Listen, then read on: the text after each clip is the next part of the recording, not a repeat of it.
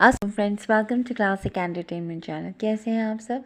हम उम्मीद करते हैं कि खैरियत से होंगे और आप अपने दिन को एंजॉय कर रहे होंगे। हम आपके लिए लेकर आ गए सिलसिलेवार नावल बाब एक और मोहब्बत का एपिसोड 10, जिसको आपके लिए तहरीर करनी है अफशां कवल। तो चलते हैं नावल की तरफ, मगर उससे पहले अगर आप हमारे चैनल पर नए हैं तो हमारे चैनल को लाइक और सब्सक्राइब कीजिए और आइकन बटन दबाइए ताकि हमारी वीडियोज़ आपको सबसे पहले देखने को मिले। तो चलते हैं नावल की तरफ।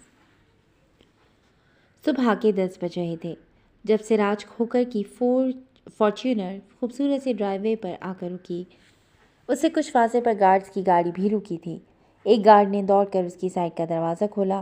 वो रिलैक्स सा नीचे उतरा और घूमकर महानूर की साइड पर आया। गाड़ी का दरवाज़ा खोलकर उसने अपने हाथ महानूर के सामने किया। महानूर ने अपने सामने फैली चौड़ी हथेली देखी, फिर सिराज खोकर के बारोब चेहरे पर एक नज़र डाली, जिसके चेहरे पर मुकम्मल संजीदगी छाई थी। उसने झिझक कर अपने मरमरी नाजुक हाथ से उसका चौड़ा मजबूत मर्दाना हाथ थाम लिया। सिराज खोकर ने सपाट तासुरात के साथ एहतियात से महानूर को गाड़ी से उतरने में मदद दी। महानूर ने सर उठाया तो इतने वसी पैमाने पर बने इस खूबसूरत घर की शान शौकत देख कर दंग रह गई, जबकि वो हर शय से बेनियाज उसी लिए अंदर की जाने बढ़ा था। नूरा घर के अंदर दाखिल होते उसकी भारी रोबदार आवाज़ गूंज उठी।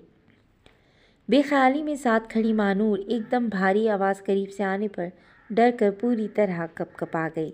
उसके हाथों की कपकपाहट सिराज ने अपने हाथ की हथेली पर शिद्दत से महसूस की तो चौंक उठा। सॉरी, वो फ़ौरन ही उसके रंग उड़े चेहरे को देखता शर्मिंदगी से गोया हुआ। हाजिर सरकार, ये मेहमान बीबी हैं। नूरा हाथ बांधे 1 मिनट से पहले उनके सामने हाजिर उससे मुअद्दब अंदाज में पूछने लगी, साथ अपने सरकार के पहलू में खड़ी उस हसीन लड़की को भी देख रही थी जो उसे पहली ही नज़र में पसंद आ गई थी। वही मेहमान है जिसके बारे में मैंने बताया था। तुम्हें मैंने अद्दी सरकार के साथ वाला कमरा रेडी करने को कहा था। रेडी किया? उसे महानूर का एक्सरे करती नूरा को घूरते हुए पूछा। जी सरकार, आप फिक्र ना करें, सब रेडी है। वो उसके घूर कर देखने पर बौखला कर तेज़ी से बोली। बीबी को कमरे में लेकर जाओ। आज से बीबी की देखभाल की ड्यूटी तुम्हारी है। इनके खाने पीने से लेकर उनकी हर चीज़ का ख्याल तुमने रखना है। वो अभी तक उसके हाथ को बेध्यानी में अपने हाथ में थामे खड़ा नूरा को हिदायत दे रहा था।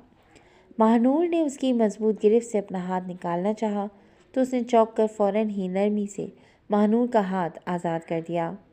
उसका हाथ आज़ाद होते ही नूरा ने झट आगे बढ़कर उसका हाथ थाम लिया। आप फिक्र ना करें सरकार, यह आज से मेरी जिम्मेदारी है। मैं आपको बिल्कुल शिकायत का मौका नहीं दूंगी। वो उसका हाथ पकड़े नज़र झुकाए मुअद्दब सी उसे यकीन दहानी कराती बोली, मुझे लंच टाइम पर उठा देना, मैं थोड़ी देर आराम करूँगा, और अद्दी सरकार को मेरे और मेहमान के आने का बता देना। वो संजीदगी से हिदायत करता आगे बढ़ गया, फिर एकदम रुक कर पलट कर महानूर से मुखातिब हुआ। परेशान मत होइएगा। एक दर बंद हो तो अल्लाह अपने बंदे के लिए 10 दर खोल देता है। इस घर को अपना घर समझे और यहाँ आराम और सुकून से रहे। कोई भी मसला हो नूरा को बताए, ये मुझे बता देगी। वो संजीदगी से कहता वापस पलट गया। उसका चेहरा सपाट और संजीदा था, लेकिन लहजे में उसको लेकर फिक्र और नरमी का अंसर भी शामिल था, जबकि वो इस दौरान बस चुपचाप उसे हिदायत करके वापस जाते हुए देखी गई। बीबी जी, आप तो बड़ी प्यारी हो। आपके हाथ कितने मुलायम हैं। सच्ची मुझे आप बहुत अच्छी लगी हो। बिल्कुल बड़ी बेगम सरकार जैसी हो आप। वो उसके साथ साथ चलती मुसलसल पुरजोश सिंधी लबो लहजे में उर्दू बोल रही थी, जिसे सुनकर महानूर के चेहरे पर धीमी सी मुस्कान आ गई। काफ़ी दिनों के बाद ये मुस्कान उसके चेहरे के खदोखाल का हिस्सा बनी थी। बड़ी सरकार कौन है? नूरा ने आगे बढ़कर रूम का दरवाज़ा खोला तो वो एकदम ही पूछ बैठी। जिस तरह पूरा घर शानदार था, इसी तरह ये कमरा भी अपनी मिसाल आप था। पूरे रूम की colour scheme light and dark blue थी। फर्नीचर से लेकर कारपेट और कार्टन से लेकर डोर मैट तक में यही 2 कलर शामिल थे। उसने सताइश भरी तायराना नज़र पूरे रूम पर डाली। आप बेड पर आराम से बैठो, फिर मैं आपको सबका गायबाना तारुफ करवाती हूँ। वो उसकी हालत के पेश नज़र मुस्कुरा कर बोली तो उसने भी जवाबन मुस्कुरा कर असबात में सर हिलाया। اتنا چلنے میں ہی اس کی سانسیں پھول چکی تھیں۔ اس میں اور چلنے یا کھڑے ہونے کی طاقت نہیں بچی تھی۔ نورا نے احتیاط سے اسے بیڈ پر بٹھایا اور اس کی کمر کے پیچھے تکیے اور کشن سیٹ کیے۔ اس کے بیڈ کے ساتھ ہی لگے انٹرکام سے اس نے فریش جوس کا بولا اور اس کے نزدیک بیٹھ کر اس کے پیر نرمی سے دبانے لگی۔ یہ کیا کر رہی ہو؟ وہ اس کی اس عمل پر بوکھلا کر بولی۔ کچھ نہیں جی، بس آپ کے تھوڑے پیر دبا رہی ہوں۔ آپ فکر نہ کرو، میرے پیر دبانے سے آپ کو بہت سکون ملے گا۔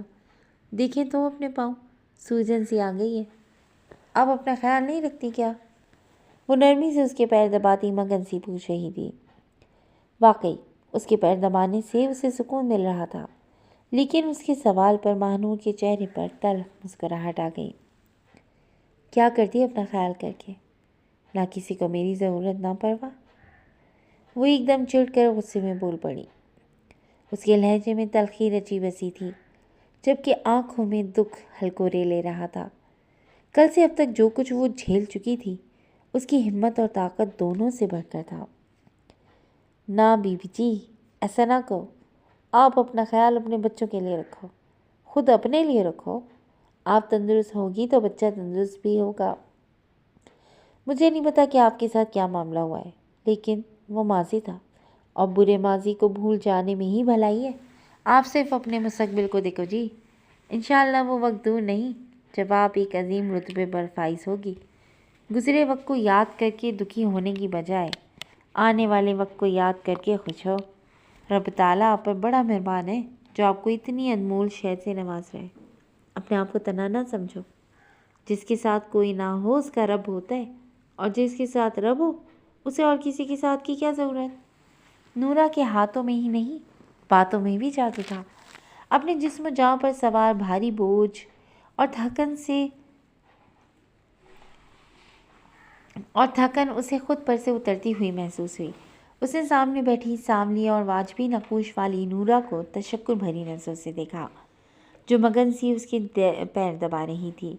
اتنے میں کھلے دروازے سے ملازمہ سر جھکائے اجازت لیتی روم میں داخل ہوئی۔ اس کے ہاتھ میں ایک چھوٹی ٹرے تھی جس میں نفیس اور خوبصورت سا جوس سے بھرا گلاس تھا۔ سرخ رنگ دیکھ کر وہ سمجھ چکی تھی کہ یہ انار کا جوس ہے۔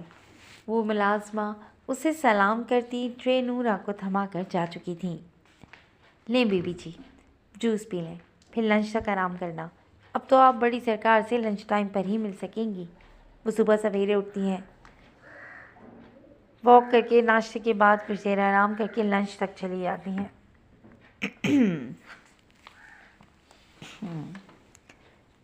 بعض دفعہ اگر کام زیادہ ہو تو ناشتے کے بعد ہی چلی جاتی ہیں۔ وہ اس کی جانب گلاس بڑھاتی تفصیلاً بتانے لگی۔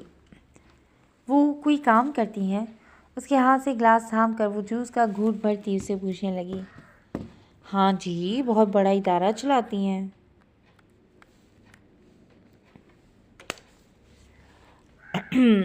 وہاں بے سہارا لڑکیوں کو سائبان مہیا کیا جاتا ہے۔ اس کے علاوہ وہ ان لڑکیوں کو تعلیم کے ساتھ ہنر بھی سکھاتی ہیں۔ یہ ادارہ ان کے مرحوم والدین کے نام پر ہے۔ اس کی بھی ساری ذمہ داری بڑی سرکار پر ہے۔ وہ پرجوش سی ایک بات بتا رہی تھی۔ بڑی بیگم سرکار کی جب شادی ہوئی تو میری اماں ان کے ساتھ جہیز میں آئی تھیں۔ وہ بتاتی تھیں کہ ان کے جو شوہر تھے وہ بہت اچھے اور پیار کرنے والے نہایت اچھے انسان تھے۔ بڑی سرکار کی وجہ سے ان کا بھی بہت خیال کرتے تھے۔ ان دونوں کے خاندان حزب مذہب والے تھے جی۔ بڑی سرکار جن کے ساتھ آپ آئی ہو نا، یہ بڑی سرکار کے چھوٹے بھائی ہیں۔ یہ ہیں تو چھوٹے، پر بڑی سرکار انہیں مان اور عزت بڑے بھائیوں والا دیتی ہیں۔ سرکار بہت اچھی عادت کے مالک ہیں۔ بس جی جتنے اچھے وہ انسان ہیں، اس کے برعکس قسمت نے ان کے ساتھ بڑا کھیل کھیلا۔ ان کی شادی کم عمری میں ہوئی، لیکن وہ چل نہیں سکی۔ کچھ عرصے بعد ان کی بیوی انہیں چھوڑ گئی۔ ان دنوں اماں بتاتی تھیں کہ کافی دکھی رہتے تھے۔ ان کی پسند کی شادی تھی نا، دکھ تو پھر ہونا ہی تھا۔ ہنستا بستا گھر اجڑ گیا تھا جی۔ وہ بہت چاہتے تھے اپنی بیوی کو۔ ان کے جانے کے غم میں سیاست میں چلے گئے اور دن رات خود کو مصروف کر لیا۔ یہ لوگ ابھی اسی غم سے نہیں نکلے تھے کہ ایک حادثے میں بڑی بیگم سرکار بیوہ ہو کر آ گئیں۔ وہ خاموش ہو کر سانس لینے کو رکی۔ پھر کیا ہوا؟ وہ پوری دلچسپی سے اسے سن رہی تھی۔ تبھی اس کے یوں خاموش ہو جانے پر تیزی سے پوچھ بیٹھی، ساتھ جوس کا خالی گلاس سائڈ میں رکھی ٹرے پر رکھ دیا۔ اماں بتاتی تھیں کہ اس واقعے کے بعد بڑی بیگم سرکار کو چوٹ لگ گئی تھی۔ وہ گھنٹوں خاموش بیٹھی رہتی تھی۔ شوہر کے غم میں وہ اپنی اکلوتی اولاد سے بھی غافل ہو گئی تھی۔ ایسے میں بڑے سرکار نے چھوٹے سرکار کی ذمہ داری اٹھائی۔ ان کی اپنی تو کوئی اولاد نہیں تھی، لیکن انہوں نے سارا پیار بہنام سائیں پر لوٹایا۔ بڑی سرکار کے ساتھ شہر میں آ بسے۔ اب تو جی بس ان کی زندگی سیاست، فلاحی کام اور چھوٹے سرکار کے گرد گھومتی ہے۔ اس کے بعد سے انہوں نے آج تک دوسری شادی تک نہیں کی۔ وہ تفصیلاً ساری باتیں اس کے گوش گزار کرتی خاموش ہو گئی۔ اللہ اچھے لوگوں کو ہی کیوں آزمائش میں ڈالتا ہے؟ وہ دکھ بھرے لہجے میں یاسر سے بولی۔ بس جی رب کے کام رب ہی جانے۔ ہم بندے تو بس یا تو صبر کر سکتے ہیں یا پھر شکر، اور ہمارے یہی دونوں عمل ہمارے رب کو بہت عزیز ہے۔ وہ فلسفیانہ انداز میں بولی۔ کتنی پڑھی لکھی ہو؟ اس کی باتوں سے متاثر مہنور نے تجسس میں گھرے استفسار کیا۔ بس جی 8ویں پاس کی تھی کہ ابا نے شادی کر دی۔ اس کے بعد جو بھی سیکھا زندگی نے سکھایا ہے۔ شروع میں بچل بہت مارا کرتا تھا، غصے کا تیز تھا تو میں بھی کم نہیں تھی۔ میری زبان چلتی تو اس کے ہاتھ۔ ایک دن بڑی سرکار نے دیکھ لیا، اور پھر اس دن کے بعد اس نے مجھ پر ہاتھ نہیں اٹھایا۔ ہم شہر آ گئے۔ کچھ عرصے بعد اللہ نے اپنی رحمت سے میری گود بھر دی۔ میرے مزاج کا تنک پن بھی ختم ہو گیا۔ جب رب تعالیٰ نے مجھے دوسری اولاد سے نوازا تو میری دنیا مکمل ہو گئی۔ بس جی اس دن سے عاجزی اور انکساری مجھ میں خود بخود آ گئی۔ کچھ بڑی بیگم کی سمجھانے کا بھی اثر تھا۔ خیر میں بھی کیا باتیں لے کر بیٹھ گئی، آپ آرام کرو، میں گھنٹے تک واپس آتی ہوں۔ سنجیدگی سے کہتے آخر میں وہ مسکرا کر سر جھٹکتی اٹھ کھڑی ہوئی۔ تم بے فکر ہو کر جاؤ، میں تھوڑی دیر سوں گی۔ اسے مسکرا کر اجازت دیتی وہ بولی۔ وہ خود بھی بیٹھے بیٹھے تھکنے لگی تھی، اور شاید دواؤں کے باعث اس کی پلکیں بھی بوجھل ہو رہی تھیں۔ ویسے تمہارے بچے کہاں ہیں؟ اسے اچانک خیال آیا تو پوچھنے لگی۔ بڑے سرکار کے کہنے پر بچل نے انہیں اسکول میں دلوایا تھا۔ اس وقت تو وہ اسکول میں ہوتے ہیں۔ اسے بتا کر تکیہ صحیح کرتی وہ اسے لیٹنے میں مدد دیتی بولی۔ چلیں اب آپ آرام کرو۔ وہ اس پر کمفرٹر ٹھیک کرتی بولی تو مہنور نے پرسکون ہو کر آنکھیں موند لیں۔ یہاں پر آ کر اسے اجنبیت کا بالکل احساس نہیں ہوا تھا۔ یوں لگتا تھا کہ وہ عرصے سے یہاں رہتی آئی ہو۔ نورا جاتے ہوئے اس اے سی آن کر گئی تھی۔ پرسکون ہوتی وہ دواؤں کے زیر اثر کچھ ہی دیر میں گہری نیند میں جا چکی تھی۔ صبح سے گھر میں عجیب طرح کی ہلچل تھی۔ ایمل فریش ہو کر اشفاق صاحب کے ساتھ ہی بیٹھی حالات حاضر پر شدمت سے بحث کر رہی تھی۔ شبنم روزمرہ کے کام نمٹانے کے بعد ڈرائنگ روم میں گھسی اسے سنوار رہی تھی۔ شجاع ہاتھ میں پیپر تھامے شام میں چائے کے ساتھ رکھے جانے والے لوازمات کی لسٹ بنا رہا تھا۔ تبھی ڈرائنگ روم کا دروازہ کھولتی شبنم باہر نکلی۔ دوپٹہ آگے پیچھے پھیلا کر اس نے دائیں پہلو میں باندھ رکھا تھا۔ اس کی کالی ناگن جیسی چوٹی آگے کو پڑی تھی۔ کام کی وجہ سے اس کے بالوں کی لٹیں بکھر کر چہرے کے اطراف آ گئی تھیں۔ وہ مگن انداز میں کوہنی تک چڑھی آستین واپس انگلیوں کی مدد سے نیچے لا رہی تھی۔ جب شجاع نے ایک دم سامنے دیکھا تو اس کی نظر اس کے لاپرواہ سراپے سے الجھ کر رہ گئی۔ لاپرواہیاں اس کی ادا ہیں یا تیر ہیں، جب بھی دکھتی ہیں دل کے آر پار ہوتی ہیں۔ لمحے بھر کی بے اختیاری پر اس نے فوراً ہی زیر لب لاحول پڑا اور سرت سے نظریں پھیری۔ شبنم وہاں سے سیدھا اپنے روم میں فریش ہونے جا چکی تھی۔ ایمل جو اشفاق صاحب کی کسی بات پر سر ہلا رہی تھی، اس کی نظروں سے شجاع کی یہ بے اختیاری مخفی نہ رہ سکی۔ اس کے لبوں پر دھیمی سی مسکان نے جھلک دکھلائی۔ میں اتنی سنجیدہ بات کر رہا ہوں اور تم یوں مسکرا رہی ہو؟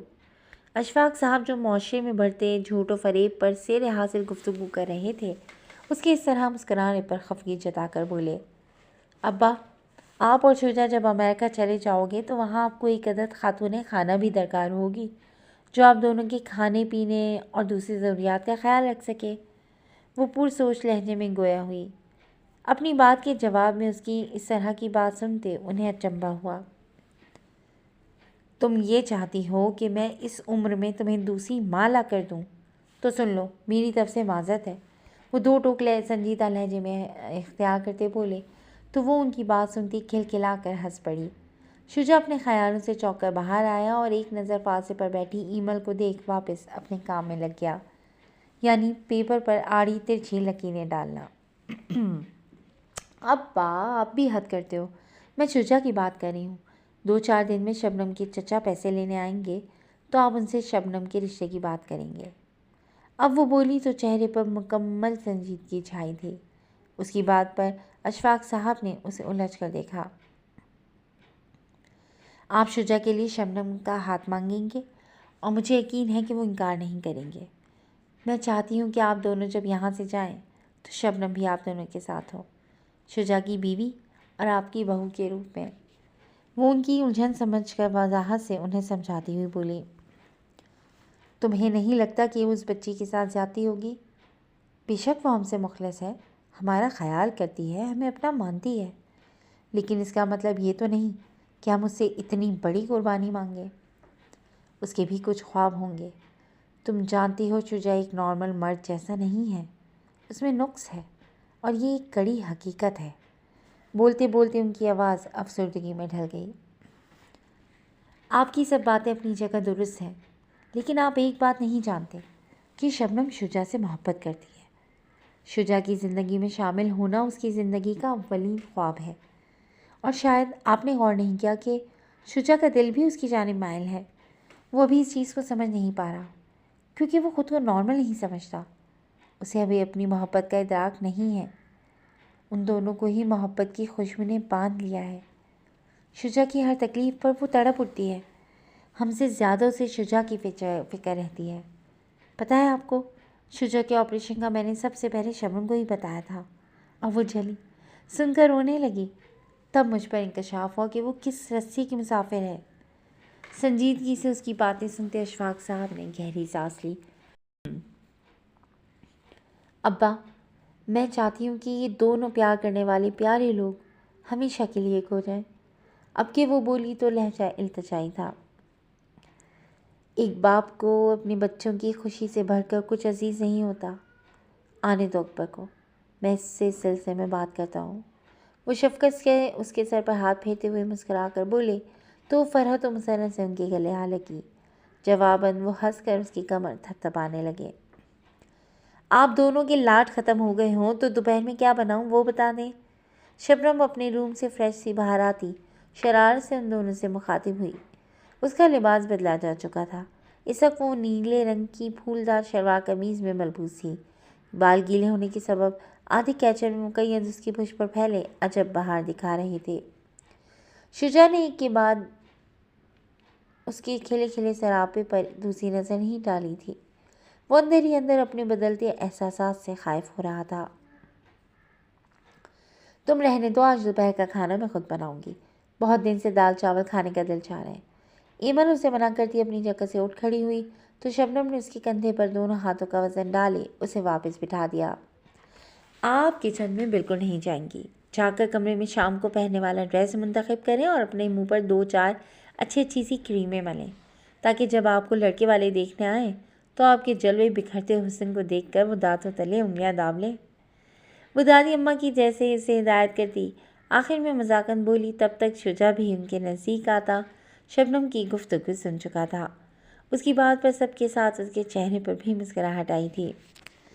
شجاع، تم نے لسٹ تیار کر لی؟ اب اس کا رخ اس کی جانب ہوا تو اس نے سر پٹا کر ایک نظر لسٹ پر ڈالی۔ ترتیب سے لکھے سرونگ کے سامان پر نقش و نگار بنے ہوئے تھے۔ شبنم کی نے آگے بڑھ کر اس کے ہاتھ سے لسٹ لے لی۔ لسٹ پر نظر دوڑاتے ہی اس کا منہ اور آنکھیں دونوں کھل گئیں۔ یہ دیکھیں ابا، انہیں ایک کام بولا اور ان سے وہ بھی نہ ہو سکا۔ وہ ان کی جانب لسٹ بڑھاتی اس کی شکایت کرتی خفگی بھرے انداز سے بولی، اچھا تم یہ لسٹ مجھے دو، میں اسے ٹھیک کر کے ابا کو دے دوں گی۔ 12 بجے ہیں، تم لنچ کی تیاری کر لو، میں پہلے پیٹ پوجا کروں گی، پھر کہیں جا کر کام دوجا کروں گی۔ وہ اس کے ہاتھ سے لسٹ لیتی شجاع کو دیکھنے لگی، جو سر جھکائے سوچوں میں گم تھا۔ اس کی بات پر شبنم اس کا اشارہ سمجھتی مسکراتے ہوئے واپس پلٹ گئی۔ یعنی وہ کھانے کے بعد ہی اپنی تیاری شروع کرنے والی تھی۔ شجاع، تم ٹھیک ہو؟ اشفاق صاحب کی فکر میں ڈوبی آواز پر وہ بوکھلا کر سیدھا ہوا۔ ابا کے ساتھ ایمل بھی بغور اسے دیکھ رہی تھی۔ جی ابا، میں ٹھیک ہوں، وہ لہجے میں بشاشت پیدا کرتے مسکرا کر بولا۔ شام میں کیا پہن رہے ہو؟ ایمل کی پوچھنے پر وہ کھوکھلا سا کہہ کر لگا اٹھا۔ آپو، رشتہ آپ کا ہونا ہے، میرا نہیں، وہ جتا کر بولا۔ انشاءاللہ جلد تمہارا بھی ہو جائے گا۔ ایمل کے برجستہ بولنے پر اس کے مسکراتے لب سکڑ گئے، جبکہ اشفاق صاحب نے فوراً ہی آمین کہا تھا۔ جس وقت ماہنور کی آنکھ کھلی گھڑی 1 بجا رہی تھی، وہ کچھ دیر کلسربندی سے لیٹی رہی۔ کتنے عرصے بعد آج اس کا ذہن ہلکا پھلکا ہوا تھا۔ آس پاس کسی بھی طرح کی کوئی ٹینشن نہیں تھی۔ اس کے لبوں پر ایک دم ہی آسودہ سی مسکان کھلی۔ وہ دھیرے سے کروٹ کے بل اٹھ بیٹھی۔ اسی وقت نورا دروازہ کھولے روم میں داخل ہوئی۔ ماں بی بی، وہ لپک کر اس کے نزدیک آئی اور ہاتھ پکڑ کر اٹھنے میں مدد دینے لگی۔ جزاک اللہ، ماہنور نے مسکراتے لبوں سے اس کا شکریہ ادا کیا۔ یہ آپ کا پرس بچن نے دیا ہے۔ اس نے ماہنور کے ہاتھ میں پرس پکڑایا تو اس نے جلدی سے اپنا موبائل باہر نکالا۔ وہ کی پیڈ والا ایک سستا سا موبائل تھا۔ موبائل چیک کر کے اس نے بددل ہو کر واپس پرس میں ڈال لیا اور پرس بیڈ پر اچھال دیا۔ میں کچھ دیر پہلے ہی آپ کو دیکھ کر گئی تھی، تب آپ سو رہی تھیں۔ ابھی لنچ لگ رہا تھا تو بڑی بیگم سرکار نے کہا کہ میں آپ کو بھی لے آؤں۔ بڑے سرکار بھی اٹھ چکے ہیں اور اس وقت وہ دونوں ساتھ ہی آپ کا لنچ پر انتظار کر رہے ہیں۔ وہ دھیرے دھیرے اس کے ساتھ ہی قدم بڑھا کر چلتی اسے بتانے لگی۔ تم یہیں رکو، میں آتی ہوں۔ اسے وہیں دروازے پر چھوڑ وہ باتھ روم کے اندر چلی گئی۔ اس نے دروازہ صرف بند کیا تھا، لاک نہیں۔ تھوڑی دیر میں وہ فریش ہو کر باہر نکلی تو نورا نے جھٹ اس کا ہاتھ تھاما اور اس کا ہاتھ تھام کر ڈریسنگ مرر کے سامنے رکھے خوبصورت سے اسٹول پر بٹھا دیا۔ اسٹول پر کشن فٹ ہونے کی وجہ سے وہ آرام سے بیٹھی تھی۔ نورا نے نرمی سے اس کے الجھے بال سلجھائے اور بالوں کی چوٹی بنا دی۔ آپ کے بال کتنے خوبصورت ہیں، لیکن روکھے ہو رہے ہیں۔ رات میں آپ کے سر میں تیل ڈالوں گی اور صبح آپ دھو لینا۔ ہفتے میں 2 بار بھی عمل کیا نا تو آپ کے بالوں کی رونق لوٹ آئے گی۔ وہ ایک دفعہ پھر اس کا ہاتھ تھام کر اسے اٹھنے میں مدد دیتی بولی۔ مجھے اتنے خیال کی عادت نہیں ہے نورا۔ بچپن میں میری امی میرا خیال بھی کرتی تھیں اور ناز نخرے بھی اٹھاتی تھیں۔ ان کے بعد تو سب مٹی ہو گیا۔ میری امی کے بعد تم دوسری انسان ہو جسے میرا اتنا خیال ہے، ورنہ میں تو اپنا وجود بھولتی ہی جا رہی تھی۔ افسردگی سے کہتے ہوئے اس کی آواز بھر آ گئی۔ اس نے ہاتھ کی پشت سے آنکھوں میں آئی نمی کو صاف کیا۔ ویسے بڑے سرکار نے کہا تھا کہ اگر آپ کی طبیعت ٹھیک نہ ہو تو آپ اپنے کمرے میں بھی کھانا منگوا سکتی ہیں۔ اس کی دلی کیفیت کے سبب وہ بات بدلتی بولی۔ وہ نہیں چاہتی تھی کہ اس حالت میں وہ کوئی بھی ایسی بات سوچے جس سے اسے دکھ پہنچے۔ کچھ دیر پہلے جب سراج کھو کر اپنی بہن کو ماہنور کے بارے میں بتا رہا تھا تو ساتھ کھڑی نورا نے بھی ساری بات سنی تھی۔ تب سے اس کا دل ماہنور کے لیے مزید گداز ہو گیا تھا، جو اپنوں کے ہوتے ہوئے بھی غیروں کے آسے آ پڑی تھی۔ بقول اس کے رشتہ داروں کے خون سفید ہو گئے تھے۔ میری طبیعت ٹھیک ہے، بس میری شال پکڑا دو، پھر ہم باہر چلتے ہیں۔ وہ خود کو کمپوز کیے بولی تو نورا نے آگے بڑھ کر بیڈ پر رکھی اس کی شال اٹھائی اور اسے اچھے سے پہنا دی کہ اس کا بھرا بھرا وجود شال تلے چھپ گیا۔ وہ آہستہ آہستہ قدم بڑھاتی نورا کے ساتھ روم سے باہر نکل گئی۔ شام میں کب تک نکلنا ہے؟ سراج نے فون سے نظریں ہٹا کر سامنے بیٹھی اپنی عدی سے پوچھا، جو خفگی بھری نظروں سے اسی کو دیکھ رہی تھی۔ تمہارے بھانجے نے کہا تھا 4:30 بجے نکلیں گے، آدھے گھنٹے کا راستہ ہے، 5 بجے تک ان کے گھر پہنچ جائیں گے۔ تمہارے بھانجے پر انہوں نے اپنی بہن کو بغور دیکھا۔ اس جملے کا مطلب تھا کہ وہ ان دونوں ماموں بھانجے سے خفا تھیں، کیونکہ وہ یہ جملہ اسی وقت ادا کرتی تھیں جب وہ ان دونوں سے ایک ساتھ ناراض یا غصہ ہوں، اور اس وقت ان کے چہرے پر یہ دونوں تاثرات بآسانی دیکھے جا سکتے تھے۔ اب ہم دونوں نے کیا کر دیا؟ بچارگی سے کہتے انہوں نے سیدھے سے پوچھ لیا۔ اس کا آج رشتہ لے کر جانا ہے اور موصوف کو اپنے کام سے فرصت ہی نہیں ہے۔ آج کے دن میں نے بھی تو اپنے ضروری کام چھوڑ دیے ہیں۔ کتنی خوش ہوں، سمجھ نہیں آ رہا کہ کیا لے کر جاؤں اور کیا چھوڑوں، لیکن اس بہرام کو فکر ہی نہیں۔ बस मैसेज कर दिया कि आप रेडी रहना, बाकी सब हो जाएगा। लो भला बताओ, उसे क्या खबर कि क्या लेकर जाना है और क्या नहीं। ये नज़ाकतें तो हम औरतें समझ सकती हैं। ऊपर से कहलवा दिया कि 4 बजे तक पहुंच जाएगा। मिनिस्टर बनकर तो 2 घड़ी माँ से बात तक करने का वक्त नहीं बचा उसके पास। वो जैसे फट पड़ी थी। अधी सरकार, आप क्यों परेशान होती है? वो बड़ी पहुंची हुई चीज़ है। अगर उसने कह दिया है कि वो कर लेगा तो मतलब वो सब कर चुका होगा। आप बस पुरसुकून होकर तैयार हो जाए, बाकी सब जिम्मेदारियां उसे ही उठाने दें। उनके तसल्ली भरे जुमले उन्हें मज़ीद गुस्सा दिलाने का सबब बन गए। बहुत खूब कही तुमने। मुझसे ज़्यादा तो उसे रस्म रिवाज का इल्म है ना, और तुम उसकी वकालत नहीं करोगे तो फिर कौन करेगा? तुम्हारी वजह से वो ऐसा है, अपनी चलाने वाला, अपने आगे किसी की नहीं सुनता। खैर, सुनते तो तुम भी नहीं हो।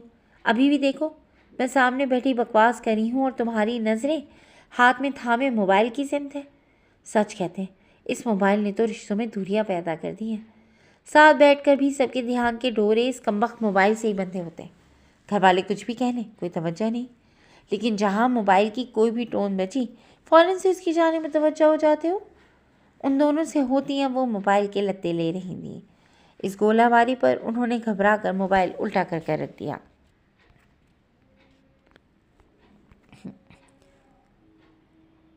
तुम्हें अल्लाह पूछे बहनाम, हमेशा तुम्हारी वजह से मेरी भी क्लास लगती है। उन्होंने दिल ही दिल में कराह कर बहनाम से गायबाना शिकवा किया। कल से अब तक महानूर एक ही लिबास में मलबूस थी। उसकी हालत के पेश नज़र उन्होंने ख़ास इस हालत में पहनने वाले कपड़े ऑर्डर किए थे।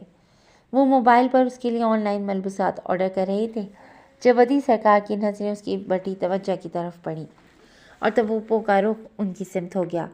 इससे पहले कि वो मज़ीद उन दोनों की शान में कसीदे पढ़ती, करीब से धीमी सी निस्वानी आवाज़ आई, अस्सलाम वालेकुम।